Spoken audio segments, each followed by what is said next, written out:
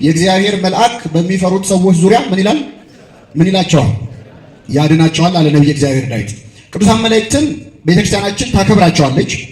የምታከብራቸው ግን መላእክት ስለሆኑ አይደለም። ነብይ እግዚአብሔር ዳዊት የማን መልአክ ነው ያለው? የማን መልአክ? ሚካኤልን፣ ገብርኤልን፣ ሌሎችንም አእላፋት መላእክት 24ቱን ካህናተ ሰማይ ኪሩቤልን፣ ሱራፌልን እናከብራቸዋለን። የምናከብራቸው ግን መላእክት ስለሆኑ ሳይሆን የማን መላእክት ስለሆኑ? መላእክት ሆነው የእግዚአብሔር ያልሆኑ መላእክት አሉ የሉ? ሰይጣንና ሰራዊቱ አሉ።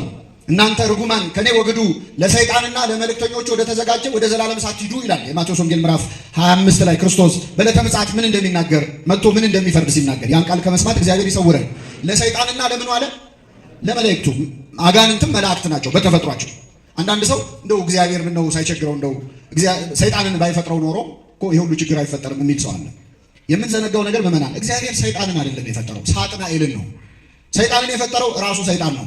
እግዚአብሔር የፈጠረው የተቀደሰ ሊጋርድ የተቀባ ኪሩብ ቅዱስ መልአክን ነበር። ለምሳሌ አንዲት ሴት ልጅ ብትወልድ ልጇ አድጎ ሌባ ቢሆን ይቺ ሴት የወለደችው ልጅ ነው ሌባ ነው?